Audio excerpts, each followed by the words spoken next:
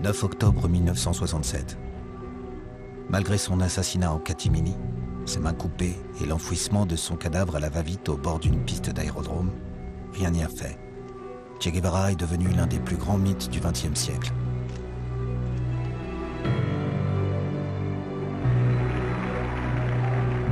À peine la nouvelle de sa mort connue, la jeunesse descend partout dans la rue pour brandir son portrait, faisant de son image aujourd'hui la plus célèbre et la plus reproduite à travers le monde.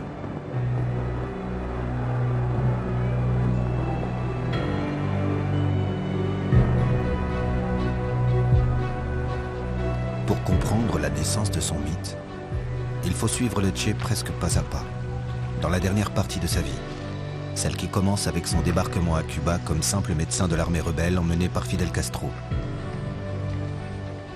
Il faut l'accompagner dans les arcanes du pouvoir, au lendemain d'une révolution qui fut la première à être entièrement filmée. Et de Pékin à Alger, de New York à Moscou, saisir les raisons pour lesquelles son image a pu devenir une arme dans une bataille internationale de communication, en plein milieu de la guerre froide. Il faut comprendre enfin dans quelle perspective et au service de quel idéal c'est le Che lui-même, presque envers et contre tous, qui n'a eu de cesse de construire le mythe qui devait lui survivre. Quand, donc, et comment la légende du guerriero héroïque a-t-elle vu le jour? Quel usage le théoricien socialiste entendait-il faire de sa statue? Et comment Ernesto Guevara a-t-il pu finir par être pris au piège de son image?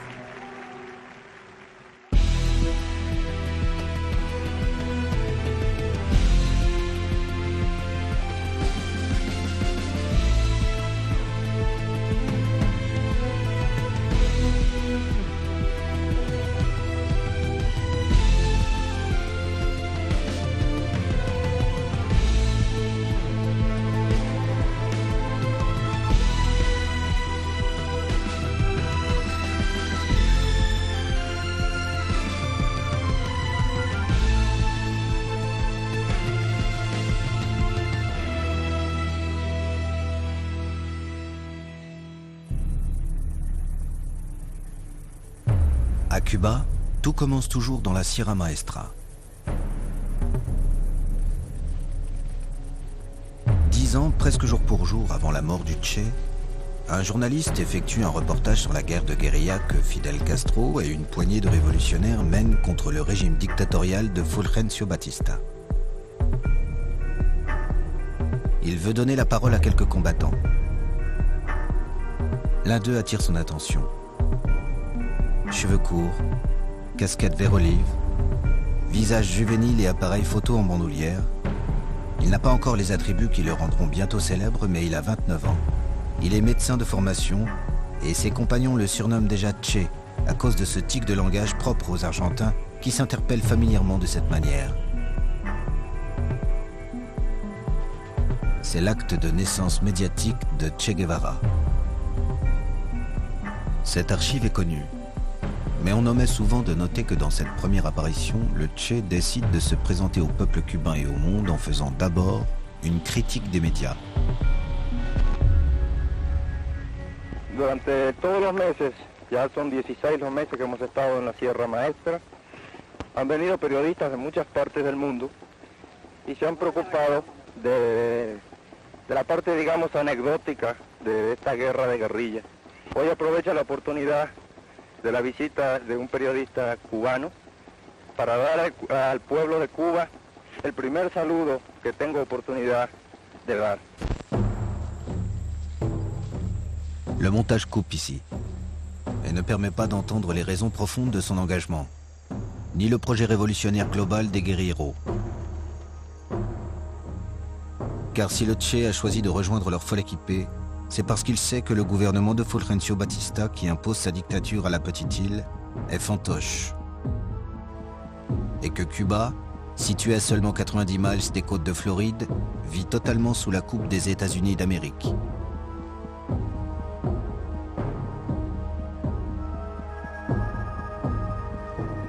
Depuis 50 ans, la perle des Caraïbes est en effet à la fois leur terrain de jeu et leur jardin des plaisirs, mais aussi leur principale source d'approvisionnement en sucre, et à Guantanamo l'une de leurs bases militaires stratégiques.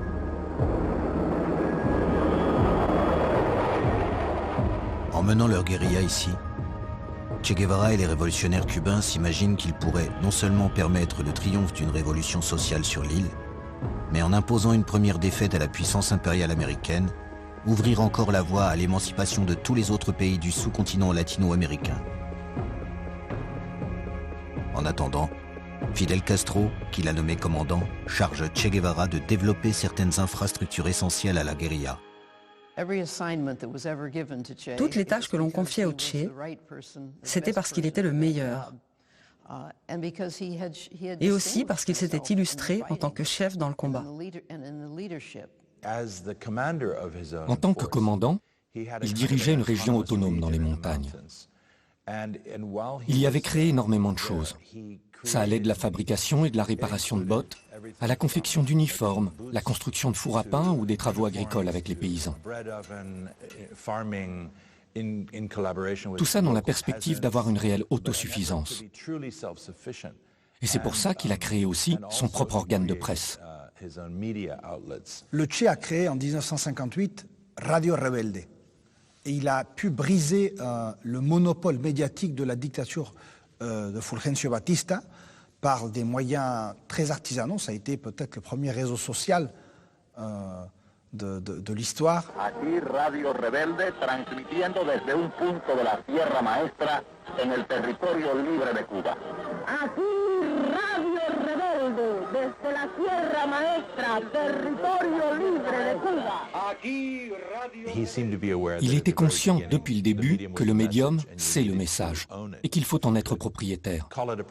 Appelez ça une arme de propagande ou une arme médiatique. Ce qu'il voulait, c'était informer et impliquer le peuple. Il ne fallait pas que la guérilla soit refermée sur elle-même. Le rôle de Radio Rebelde est essentiel dans les derniers instants de la lutte.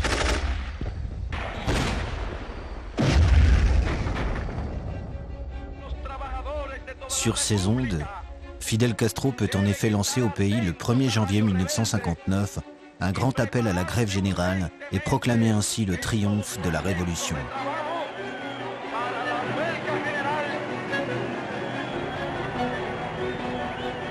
Aux yeux du peuple cubain, il est la figure de proue des insurgés. Loin de l'image solaire qui sera faite de lui plus tard, le Che reste encore dans l'ombre. Et même s'il apparaît sous les flashs des journalistes désormais ralliés à l'armée rebelle et devant les caméras, amalgamant tous les signes distinctifs qui deviendront ceux du guerriero dans la mythologie populaire, tenue militaire, cigare à la bouche, béret noir, barbe longue mais éparse et chevelure tombante, son visage demeure méconnu. Au moment de l'entrée des troupes de guérilla et de guerrilleros à La Havane, très peu de monde connaît Che Guevara. Très peu. Au début de l'année 1959, les gens, à La Havane et ailleurs, se demandaient qui était cet homme, ce Che, ce qu'il voulait, et pourquoi il était dans les rangs de l'armée rebelle. C'était la première fois qu'il mettait un pied à La Havane. Ça paraît simple à dire, mais c'est quelque chose de complexe. Car il était en première ligne de la révolution, alors qu'il ne connaissait absolument pas la situation à laquelle il allait faire face. La situation ici ne ressemble pas en effet à celle que le Che a pu connaître dans les montagnes orientales.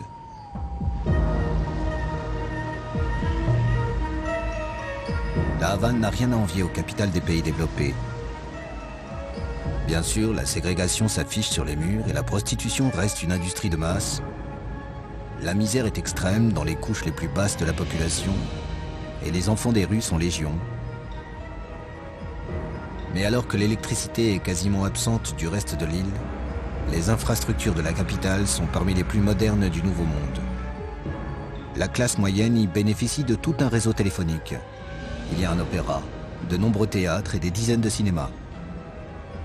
On y trouve surtout l'un des équipements audiovisuels les plus développés d'Amérique latine. Dans cette mégalopole de plus de 1 million d'habitants, presque tous les foyers ont un poste de télévision. C'est depuis cette ville dans laquelle le Che est l'un des premiers à entrer que le grand changement doit commencer. Il y avait cette idée de tout révolutionner. Et les médias devaient jouer un rôle important dans cette perspective. Il pensait que la révolution avait besoin d'avoir ses propres médias, débarrassés des intérêts privés, occidentaux et bourgeois.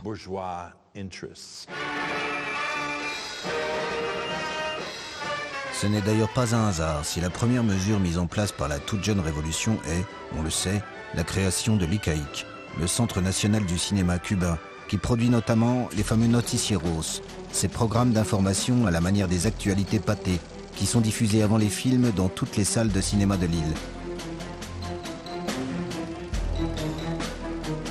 Mais on connaît moins la part directe que Che Guevara prend dans la réorganisation des autres grands médias cubains. 15 jours seulement après le triomphe de la Révolution, il fonde entre autres Prensa Latina, la nouvelle agence de presse cubaine, qui doit pouvoir rivaliser avec les principales banques d'information nord-américaines et faire résonner ainsi la voix des révolutionnaires dans le monde.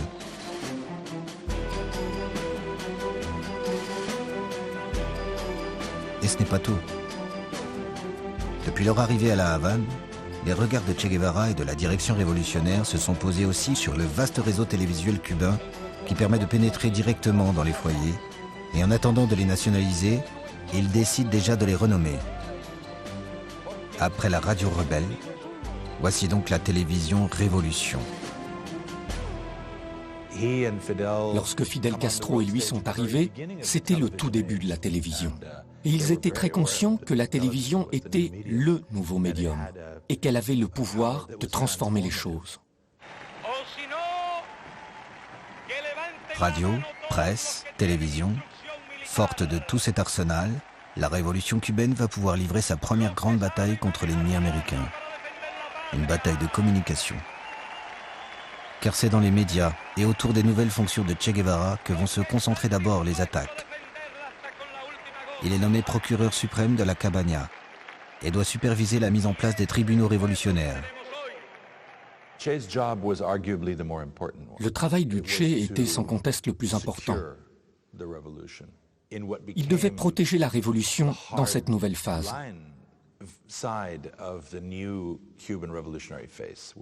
Et cela passait par les procès, les cours martiales et dans certains cas par des exécutions. Il était peut-être perçu comme rigide et dur, mais c'est surtout qu'il avait un comportement éthique. Et c'est ce qu'on attendait de lui, car on a un peu oublié qu'à cette époque, la société cubaine réclamait justice. Il faut se souvenir que la brutalité et la corruption que le régime de Batista, soutenu par les États-Unis d'Amérique, a imposé pendant des années à la population cubaine, ont laissé de profondes meurtrissures. Accompagnés par les caméras, les enquêteurs découvrent les instruments de torture utilisés dans les geôles de l'Ancien Régime et révèlent au monde la gravité des crimes de la dictature. Implements of torture are put into evidence. Tools to tear back the fingernails and perform even more brutal forms of torture. Some cannot be shown. Ça a été une dictature sanglante, féroce, qui a duré de 1952 à 1959, qui a coûté la vie à 20 000 personnes. À cette époque, les crimes de la police et de l'armée n'étaient pas condamnés. Et il n'était pas rare de trouver de jeunes gens assassinés au bord des routes. Donc la justice révolutionnaire se devait d'être implacable avec les responsables de crimes. Dans la forteresse militaire qui surplombe la baie de la Havane, sous l'œil des caméras, près de 2000 personnes sont arrêtées et emprisonnées. Che Guevara forme des tribunaux révolutionnaires semblables aux cours de justice au lendemain de la Deuxième Guerre mondiale. Et des condamnations à mort sont prononcées, comme ici celle de Cornelio Rojas, le chef de la police de Santa Clara.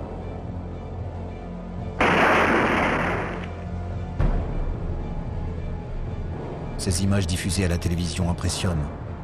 Des rumeurs commencent à courir. La presse étrangère s'alarme. Elle dénonce les procès expéditifs et parle de milliers d'exécutions sommaires. Le Congrès américain demande une enquête. Devant les médias, Che Guevara passe du rôle de procureur à celui d'accusé. On parle de milliers d'innocents tués, on le décrit comme un sadique ou un tortionnaire. Rien de tout ça n'est vrai. Contrairement à ce qu'on a pu raconter, il n'y a pas eu de bain de sang avec des centaines de morts chaque jour.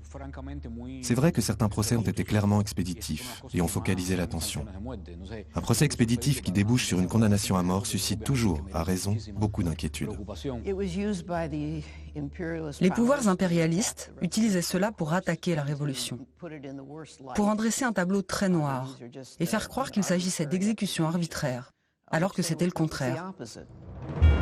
Pour répondre à la désinformation, on fait publier dans les journaux les images des victimes de la dictature de Batista et la liste précise des noms des 200 condamnés à mort. Mais les attaques redoublent. Fidel Castro décide alors de convoquer le peuple en masse et défie les médias nord-américains au micro de la presse internationale.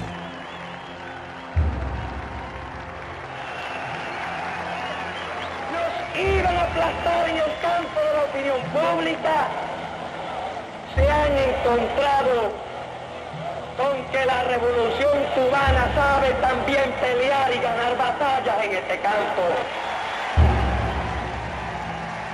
Cette guerre médiatique aura pour nom de code à Cuba Opération Verbale, l'opération Vérité.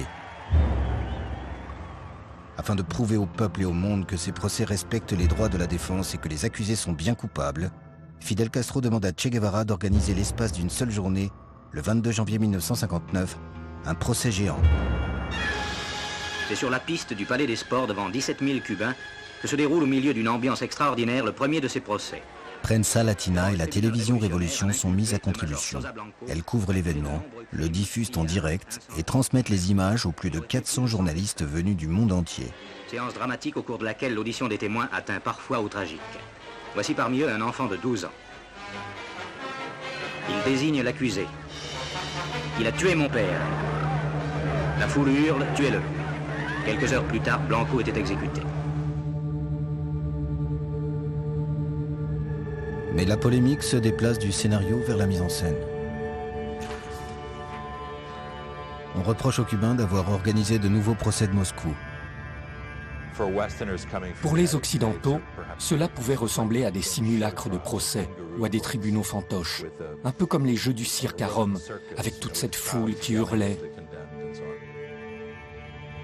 Cette première bataille médiatique est perdue. Elle vaut à Che Guevara d'être un peu mieux connu, mais sous un nouveau surnom que lui attribuent alors les contre-révolutionnaires. On l'appelle le boucher de la Cabana. Fidel Castro suspend les procès. Le Che voulait continuer, mais Fidel Castro a senti que le risque politique était trop important. Et donc, il y a mis fin.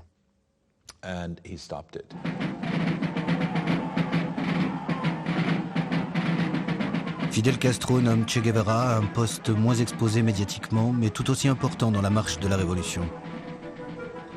Il devient directeur de la Banque nationale de Cuba. Étrange nomination que celle du médecin guerriero à la tête d'une institution monétaire et financière. Ses premiers actes symboliques peuvent d'ailleurs faire sourire. Il contribue cependant à le faire connaître sous un jour plus favorable. Il signait uniquement Che sur les billets de banque.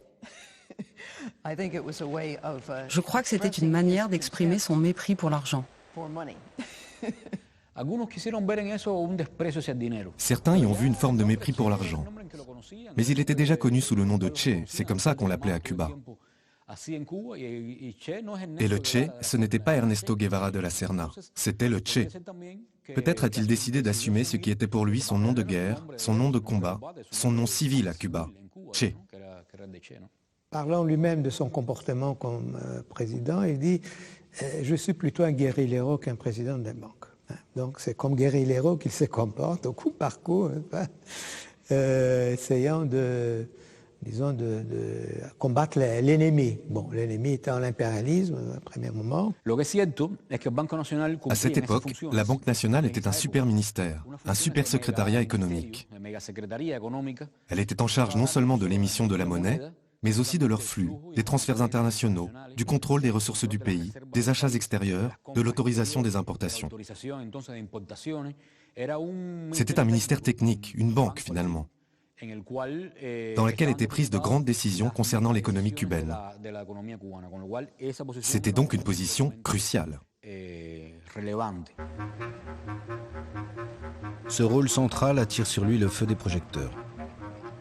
Et si on le devine encore dans l'ombre de Fidel Castro, au moment de signer la nationalisation des banques nord-américaines, c'est lui qui devient la vedette des reportages quand, afin d'échapper aux premières mesures de rétorsion économique de la part des États-Unis, des accords avec les grandes puissances socialistes sont passés.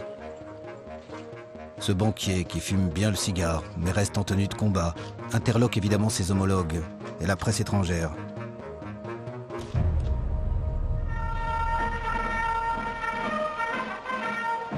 Mais Che Guevara n'est toujours pas un héros national.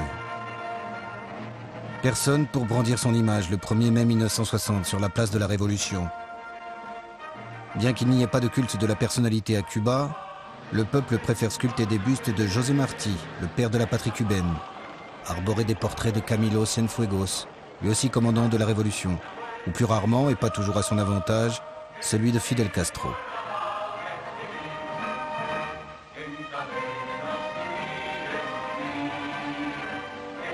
Nulle trace du fameux portrait du Che sur ce mur. Et pourtant, en ce jour de fête des travailleurs, la photo que tout le monde connaît aujourd'hui a déjà été prise depuis 2 longs mois.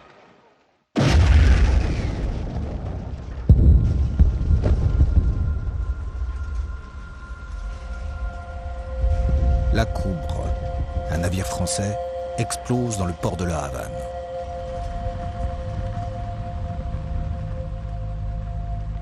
Ce bateau avait été amarré à l'un des quais de la vieille ville de La Havane, dans la baie, et il a explosé. Il y a même eu 2 explosions. Plus de 100 personnes ont été tuées. Elles ont été vaporisées. Les regards des autorités cubaines se tournent immédiatement vers la CIA. Car ce n'est pas seulement une guerre médiatique que mènent depuis le début les États-Unis d'Amérique contre la Révolution. Dès 1959, les États-Unis ont entrepris une guerre clandestine, une guerre paramilitaire clandestine contre Cuba. Il ne s'est pas passé un jour sans que des groupuscules armés, organisés, financés par la CIA ne fassent exploser des bombes, ne fassent dérailler des trains. L'antenne de la CIA à Miami était la plus grande du monde, avec des centaines d'employés. Et à l'époque où Cuba était encore accessible, aussi bien des États-Unis que du reste du continent américain, la CIA infiltrait des agents. Les sièges de la télévision et de l'ICAIC, le centre du cinéma cubain, sont tout proches. Les caméramens sont parmi les premiers à arriver sur les lieux. Leurs images, sur lesquelles on devine Che Guevara, qui s'était rendu sur place lui aussi, font le tour du monde. C'était un événement très important. Le jour suivant, Che, Fidel et Raúl Castro, Sartre et Simone de Beauvoir, qui étaient eux aussi à La Havane, ont rejoint la marche. Et ils ont défilé sur l'avenue près des quais. Ils se sont pris par la main, on les a pris en photo à ce moment-là. Et un peu après, ils sont montés sur scène. Et ils ont parlé face à la foule qui s'était rassemblée. Parmi les photographes présents à l'angle des rues 23 et 12 dans le quartier du Vedado, où une tribune a été dressée pour que Fidel Castro prononce un discours, Alberto Díaz Gutiérrez, dit Alberto Corda, effectue un reportage pour la revue Révolution. Corda était un grand photographe qui venait du monde de la publicité. Il prenait des photos de la tribune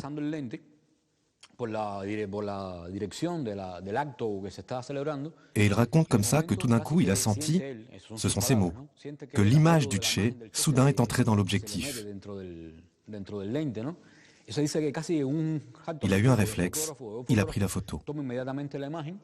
Il a ressenti comme un frisson, et là, il a appuyé.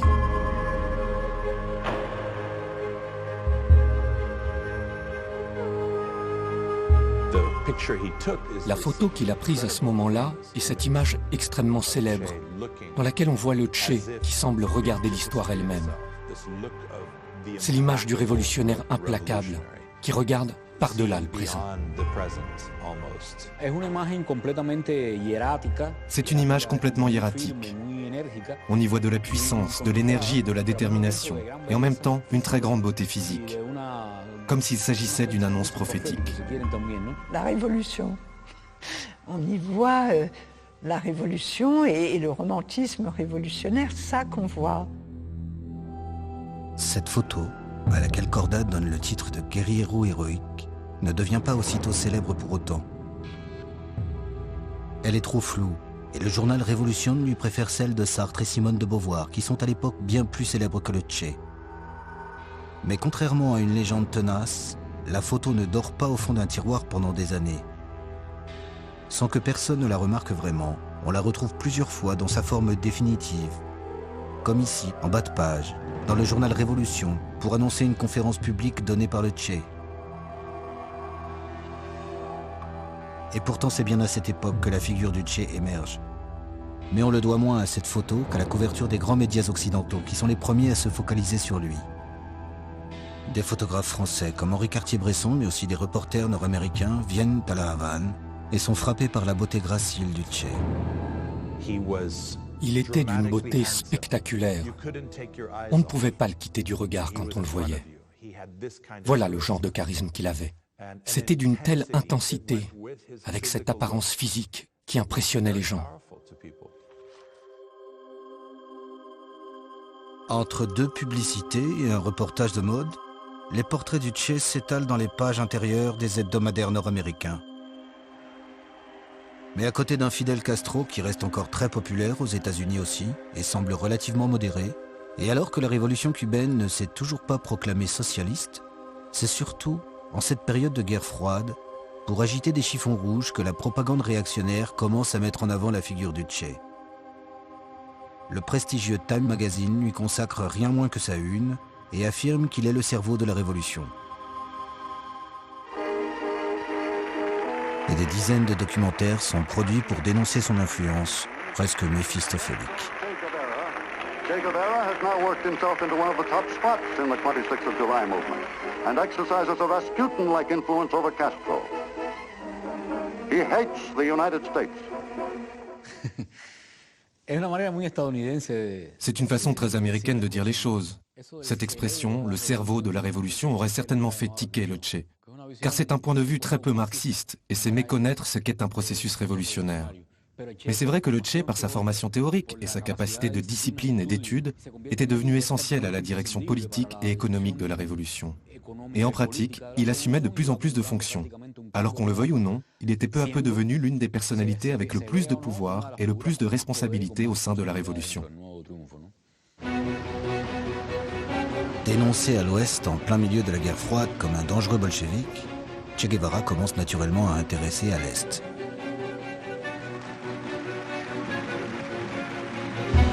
D'autant plus que depuis le 20e congrès du Parti communiste et la dénonciation par Khrouchtchev du culte de la personnalité et de ses conséquences en URSS, on cherche à inspirer le peuple avec de nouvelles figures. On avait bien essayé avec Raúl Castro, qui était très tôt venu en URSS et avait pour lui d'être le frère de Fidel. Mais il faut reconnaître qu'il manquait alors un peu de charisme. On veut donc rencontrer ce nouveau personnage.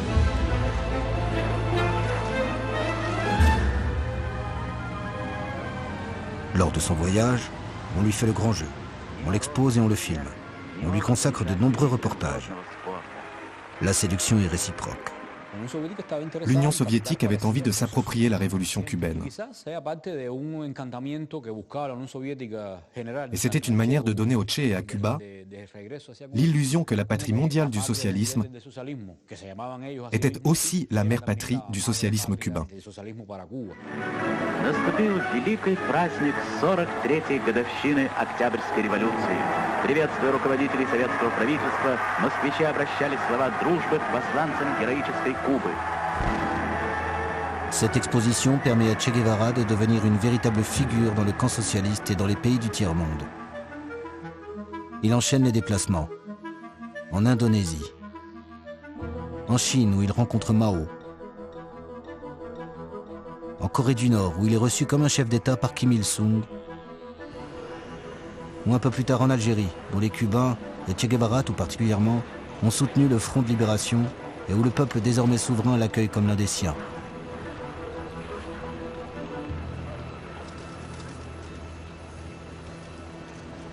Vive la République argélienne démocratique et populaire et son gouvernement révolutionnaire.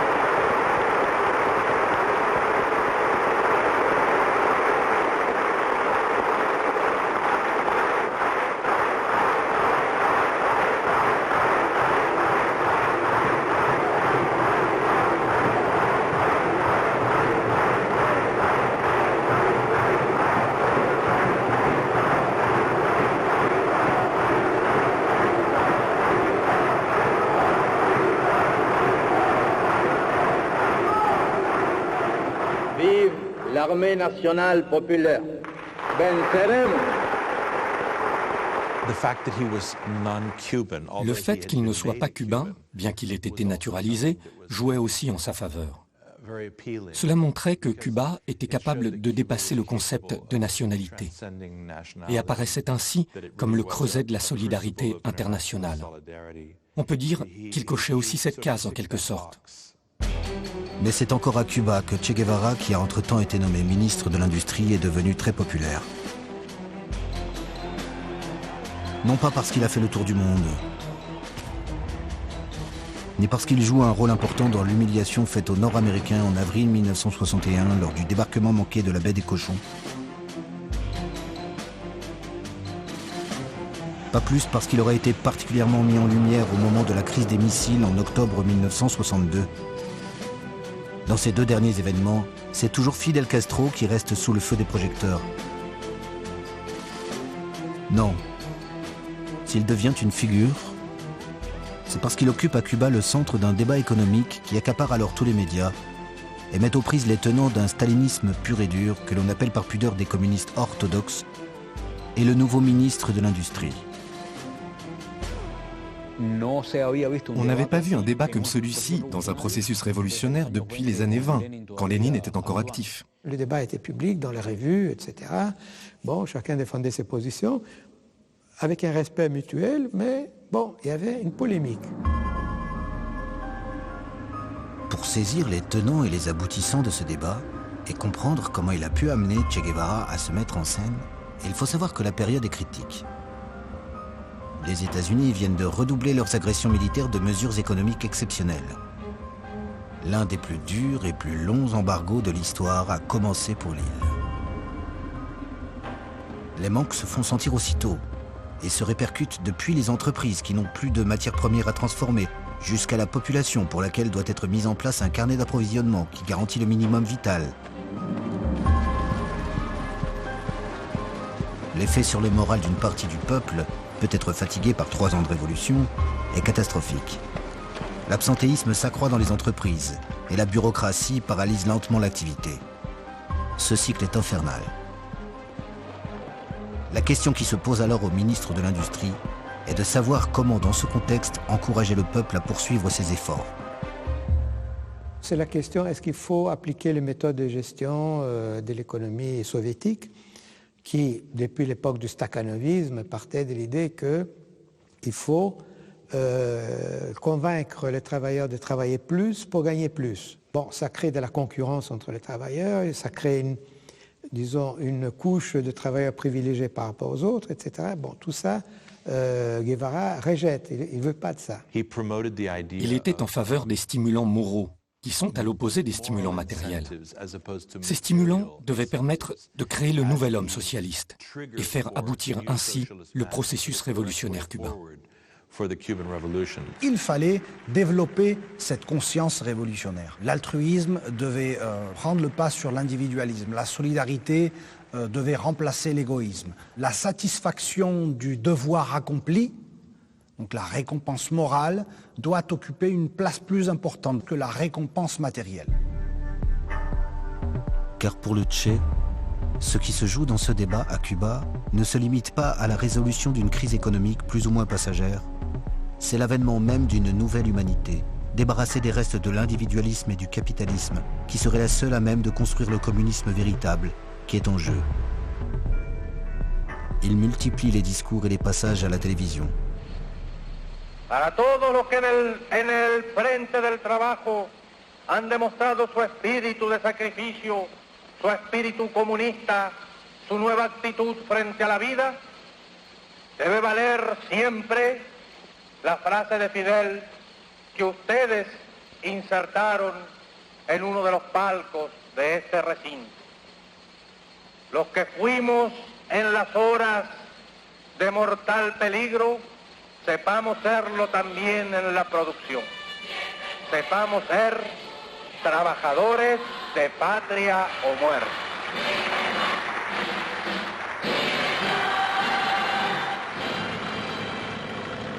Mais afin de convaincre le peuple de la justesse de ses idées, plutôt que de débattre sans fin et de lancer éternellement de grands appels, Che Guevara décide de mettre en pratique ses idées. Et lui qui a toujours cru à l'émulation, de montrer l'exemple. Dès le début, en tant que dirigeant, il a toujours donné l'exemple. Il n'a jamais demandé à qui que ce soit de faire quelque chose qu'il ne pouvait pas faire lui-même.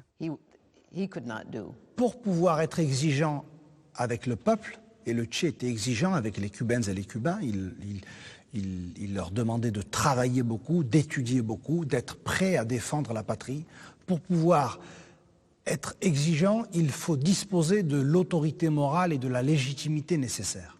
Et on ne peut acquérir cette autorité morale et cette légitimité qu'en prêchant, par exemple. C'est surtout dans le travail volontaire, qui est réalisé de manière bénévole, sur son temps libre, en plus de son travail quotidien et de ses autres tâches, et qui est selon lui l'école de l'homme nouveau, que Che Guevara donne l'exemple. Une image valant parfois mieux que de longs discours, il laisse venir à lui les caméras. El comandante Ernesto Guevara, ministro de Industrias, se destaca en el trabajo voluntario, en el que participan 1.500 trabajadores que han producido 40.450 metros de telas en 9.090 horas, además de la labor de reparación de los telares y limpieza de las máquinas. Et voilà comment, pendant 2 longues années, s'étalent sur tous les écrans ces images d'un ministre payé un salaire de secrétaire, ne bénéficiant d'aucun avantage, qui en plus les samedis et les dimanches montre encore l'exemple en coupant la canne, en montant des murs, ou en tissant des étoffes, et s'efforce d'être à la ville comme à la scène, le vivant reflet de l'homme nouveau. On ne peut pas dire qu'il posait, mais il autorisait les photographes à le suivre. Il était tout à fait conscient que cet aspect était primordial pour la Révolution.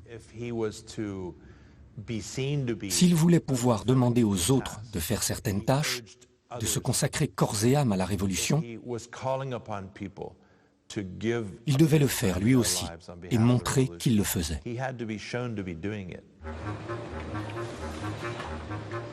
Aucune vanité ici, point de mise en scène. Ces images n'ont pas pour vocation de bâtir une nouvelle idole, d'élever un quelconque culte de la personnalité, ni même de faire plus simplement de la communication, comme on appelle aujourd'hui la propagande de basse intensité. Le ministre de l'Industrie participe aux efforts du peuple et ne se ménage pas. C'est de l'information. Car quand les caméras s'arrêtent de tourner, le Che, lui, continue.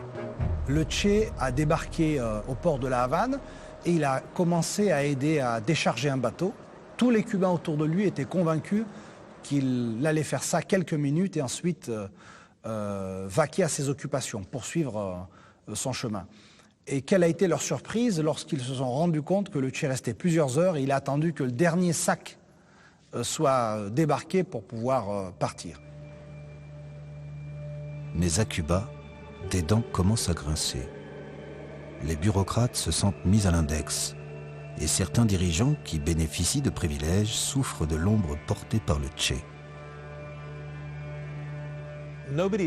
Personne ne le reconnaît vraiment aujourd'hui, mais à l'époque, il y avait beaucoup de ressentiment à l'égard du Che.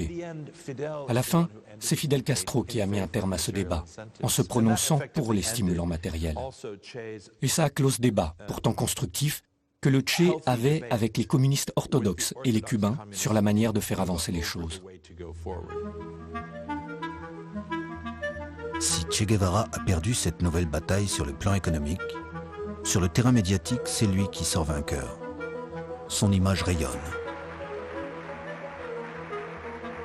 Quand fin 1964, il est question de prendre la parole lors de la nouvelle Assemblée générale des Nations Unies, c'est donc naturellement Che Guevara que Fidel Castro envoie à New York. Et le discours retransmis en direct à la télévision que le Che prononce à la tribune permet soudain au grand public de découvrir cet homme qui semble incarner à lui tout seul la révolution. Le Che, en battle dress, vert olive, monte à la tribune et lance un énorme réquisitoire contre les États-Unis, contre l'impérialisme des États-Unis et une espèce de péant, de hymne à l'indépendance des pays du tiers-monde. Esta disposición nueva de un continente de América está plasmada y resumida en el grito que día a día nuestras masas proclaman como expresión irrefutable de su decisión de lucha, paralizando la mano armada del invasor. Proclama que cuenta con la comprensión y el apoyo de todos los pueblos del mundo. Esa proclama es patria o muerte.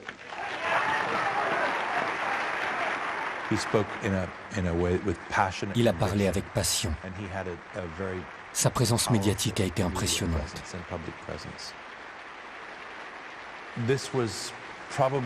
Oui, c'est le moment où il a été le plus exposé sur la scène internationale.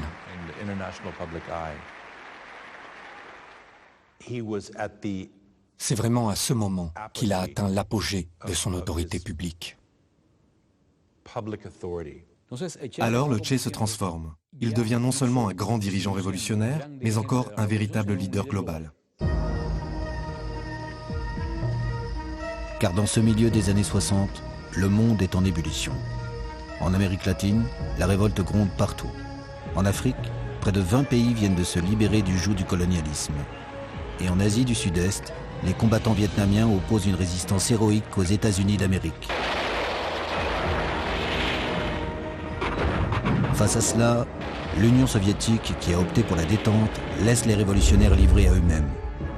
Cuba, et notamment Che Guevara, qui depuis le début apportent leur soutien technique et militaire au peuple en lutte et représentent un exemple, sont de plus en plus sollicités. C'est d'ailleurs la raison pour laquelle, après son discours à l'ONU, le Che enchaîne une nouvelle fois les déplacements à travers le monde. Mais cette fois en direction principalement des nouveaux États, comme c'est le cas en Afrique, dont le Che visite au début de l'année 1965 près d'une dizaine de pays. Il pensait que le nouvel homme socialiste pouvait émerger de ce mouvement extraordinaire, dans lequel de nombreux pays venaient de naître, et dans lequel un nouveau genre de socialisme était possible.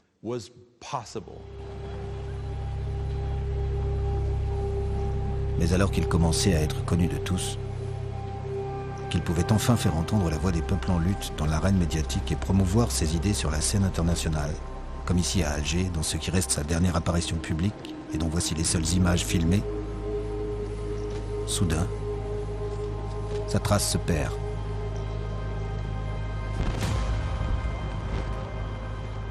Che Guevara disparaît de la scène internationale. Voilà un ministre du gouvernement révolutionnaire qui arpentait la scène internationale, qui avait rencontré tous les plus grands chefs d'État, qui appelait à l'action en Afrique, en Asie, en Amérique latine, qui était associé avec toutes les luttes de guérilla autour du monde et qui soudain disparaît. Que s'est-il passé? On a souvent dit que c'est l'URSS, qu'il avait accusé d'être une puissance impérialiste comme les autres, qui aurait exigé son éviction de la direction révolutionnaire cubaine. On a évoqué à tort cette conversation houleuse de plus de 40 heures avec Fidel Castro qui aurait précipité son départ. On ne sait presque rien. Ce dont on est sûr en revanche, c'est que depuis longtemps déjà, et encore plus maintenant que la révolution cubaine lui semblait consolidée, Che Guevara voulait reprendre les armes, les vraies, et poursuivre la lutte militaire contre l'impérialisme américain.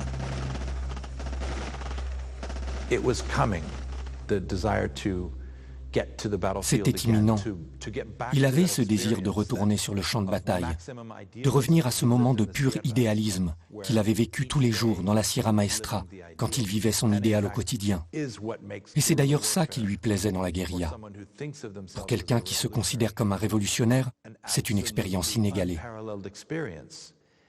Parce qu'en dehors du champ de bataille, il faut faire des compromis, avec ceux qui ne sont pas d'accord avec vous, ceux qui sont vos adversaires, plus ou moins proches. Et c'est à ça que le Che essayait d'échapper. Exactement comme lorsqu'il allait faire du travail volontaire le dimanche. Il voulait retourner sur le champ de bataille, retourner sur le front et vivre par l'exemple. Et dans le mystère qui l'entoure alors, le Che se convertit peu à peu en légende. Si dans ses précédentes batailles son image était une arme, c'est désormais son absence qui constitue une menace encore plus grande.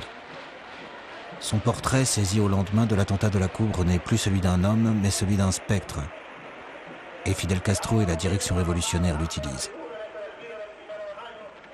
On l'affiche partout lors de la grande conférence tricontinentale qui rassemble tous les mouvements de lutte du tiers-monde en cette année 1966. Son surnom est sur toutes les lèvres. Los pueblos de América Latina cuentan con la experiencia, la capacidad y el talento de un hombre que se ha convertido en una de las más grandes pesadillas del imperialismo. El comandante Ernesto Che Guevara.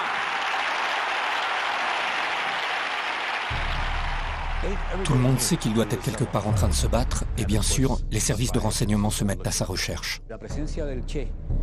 Partout où il apparaissait, il alarmait tous les services de renseignement du monde. Tous cherchaient à savoir ce qu'il faisait.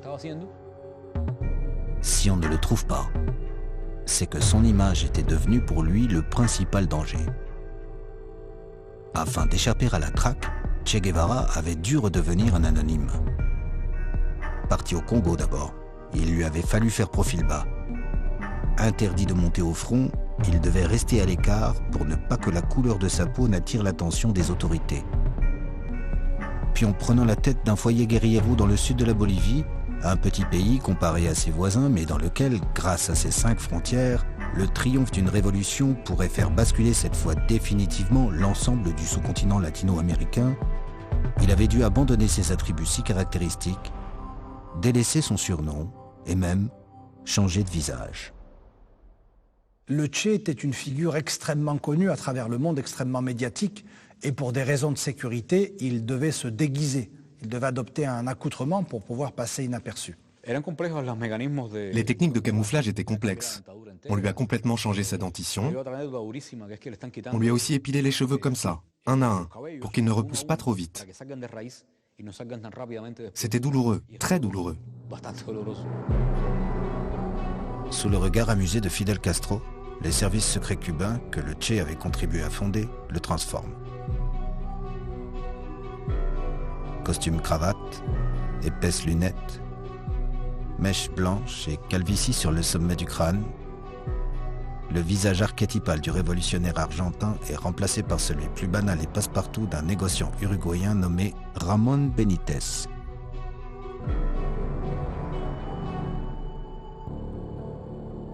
Mais malgré le talent des maquilleurs cubains, son image finit tout de même par le perdre. Car après plusieurs mois de guérilla dans les montagnes de Bolivie, Che Guevara est redevenu lui-même et commence à faire parler de lui. C'est même un journal qui évoque en premier sa présence et attire les regards des autorités et de la CIA. Des milliers de soldats boliviens encadrés par des instructeurs nord-américains sont lancés à sa poursuite. À l'issue d'un combat qui voit plus de 2000 hommes attaquer les quelques guérilleros encore en état de se battre et malgré une résistance farouche, Che Guevara est arrêté. Ramené dans le petit village de La Higuera, on le prend une dernière fois en photo vivant.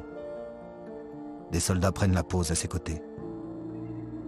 Et puis, le 9 octobre 1967, au lendemain de son arrestation, on l'exécute.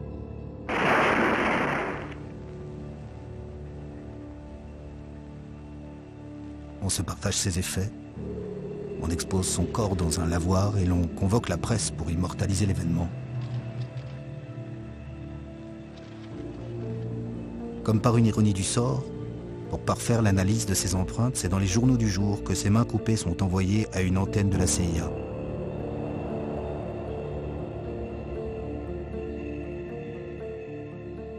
C'est un trophée, ça apparaît comme une victoire formidable pour l'armée bolivienne, une victoire militaire et puis une victoire politique pour Washington.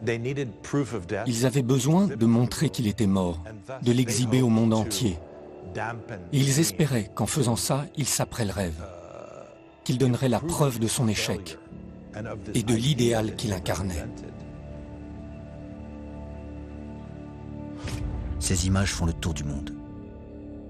Et c'est d'ailleurs sur leur foi que Fidel Castro annonce officiellement et en direct à la télévision cubaine la défaite du guerriero héroïque.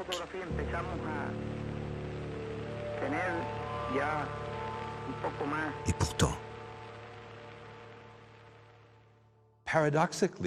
paradoxalement, le fait de faire filmer son corps dans cette position, avec son apparence physique, a participé à l'élaboration de son mythe.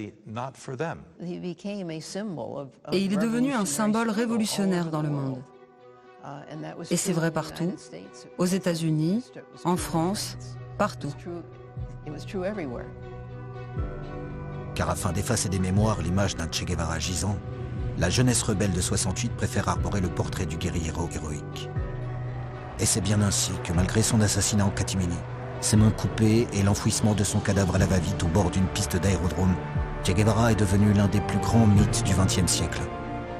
Parce qu'il continue de représenter sur les écrans comme dans les mémoires, l'exemple même du révolutionnaire intégral prêt à tous les sacrifices pour bâtir un monde libre, juste et solidaire. Une figure archétypale dont le capitalisme a cru un temps pouvoir s'accommoder, mais qui demeure le vivant portrait non pas de la révolte, mais de la révolution. Ahora sí, la historia tendrá que contar con los pobres de América, con los explotados y vilipendiados de América Latina, que han decidido empezar a escribir ellos mismos para siempre su historia. Ya se les ve por los caminos un día y otro, a pie en marcha sin término de cientos de kilómetros para llegar hasta los Olimpos gobernantes a recabar sus derechos. Porque esta gran humanidad ha dicho basta y ha echado a andar. Y su marcha de gigantes ya no se detendrá hasta conquistar la verdadera independencia por la que ya han muerto más de una vez inútilmente.